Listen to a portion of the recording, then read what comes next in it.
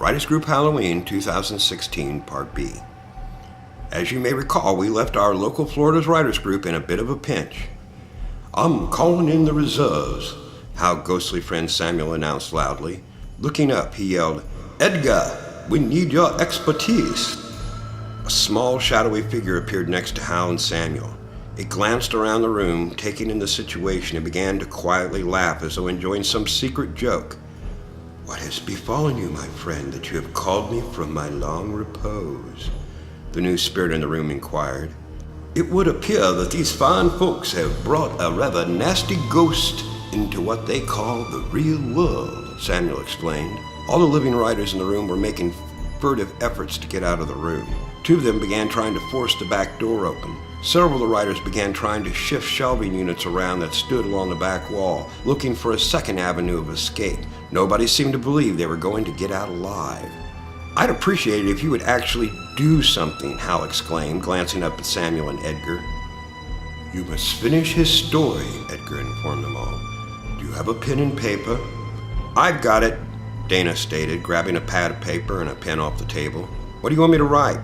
"I suggest you write that the spirit was satisfied and vanished, finally able to rest in peace," Edgar suggested. Before Dana could finish writing the first line of text, the evil spirit was already shaking his transparent head no. The feral grin reappeared on the creature's face for an instant and then faded away again.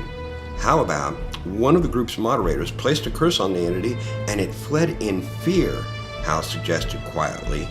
The monster in the room dropped John's heart to the floor and began to advance across the room toward Hal. "I sure hope you got a curse to go with that threat," Dana observed. "That thing looks pissed." "I'm trying to think of one," Hal agreed, backpedaling away from the advancing ghost. "Be gone, evil spirit!" Kat yelled out. Without further hesitation, the entity reached for Hal and forced him to dodge away. "I offer you a choice," Edgar stated clearly as he floated next to Samuel. "An eternity as a free spirit or an eternity as a slave?" The ghostly apparition turned from Hal and hissed, "Of what do you speak?" "In a moment you may leave with me," Edgar explained, "or you may remain here until they eventually enslave your spirit in their stories, and you're forever doomed to do as they write." "They have no power over me," the female entity exclaimed, raising its voice slightly. "By words you were created, and by words you shall be forever enslaved," Edgar stated flatly. "Or you may leave with me now, and I will show you wonders beyond your comprehension." "You would do this for me?" the female voice inquired, seemingly softening for the first time since she had appeared. "You don't crave my destruction as the others do?" "Of course not," Edgar responded.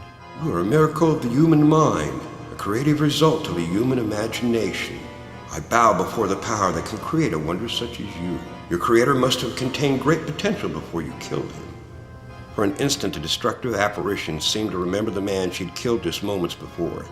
She backed up slightly till she once more hovered directly over John's dead body.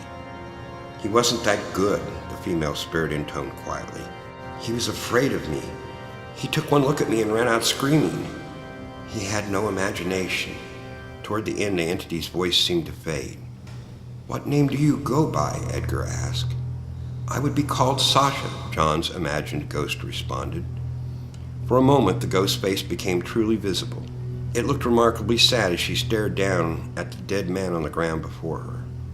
"Would you come with me?" Edgar asked softly. "I have many stories to tell you as we explore eternity together." "I feel I should stay here," Sasha replied almost in a whisper. "This is all I know. I'm afraid to leave this place." "We three can leave together," Samuel offered. "I always loved Edgar's stories. They plain old give me the willies.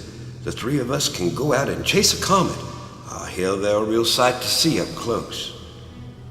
"I suppose if you think that would be okay," Sasha agreed, still plainly hesitating. "It will be wonderful," Edgar exclaimed. In that instant, all three ghosts in the room vanished.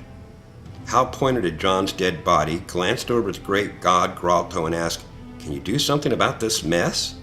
"I am not your janitor, mortal," Grotto responded, looking slightly indignant. Hal just meant that only a great god could help this poor mortal now, Dana exclaimed loudly. "Yes, that's right," Hal blurted out, picking up on Dana's remark. "Only a great god could save this man now." You know, he writes about you, Dana abruptly noted quietly.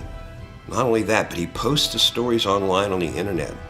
Lots of people are hearing about the great god Grotto for the first time because of the man you see lying there. It's a shame it must end now. Grotto stood looking at the wrecked body laying before him on the floor. After a moment, he glanced up at Dana and acknowledged, "You laid on a little thick, but I get the concept."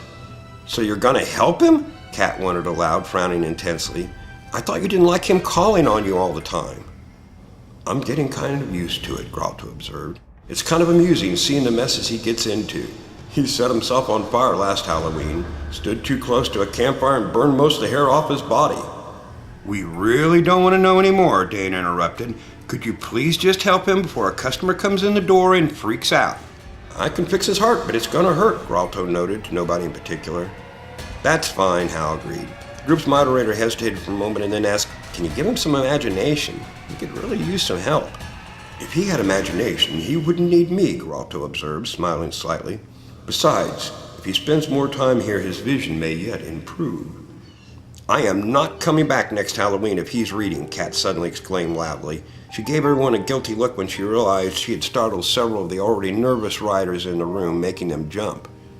"Very well," Grotto announced loudly. "Prepare to witness the true power of the ancient gods." Grotto brought his hands together with a forceful slap, and there was a crack of thunder.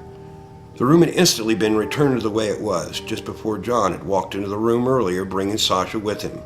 At that moment, John swung the door open to walk in from outside, and Kat instantly stood up, saying, "That's it, I'm leaving." The two riders passed each other as Kat made her way to the door. John gave her a quizzical look and said, "You're not leaving, are you? I've got a great Halloween story about a ghost named Sasha to read tonight."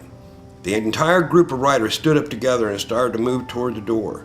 Hal stepped up to John before he could sit down and started steering him back toward the door. As the people filed out, Hal described to John what had occurred just moments before. "So I messed everybody up again," John exclaimed. "I'm sorry, I don't remember a thing." "Don't worry about it," Hal reassured John. "You're learning to exercise your imagination and stretch your abilities as a writer. I suggest next year you write about fuzzy, lovable bunny rabbits for Halloween." "That doesn't sound very scary to me," John replied, looking confused. "That's the ideal," Hal replied, grinning ear to ear. "After all, how scary could a bunny be?" The end. And happy Halloween.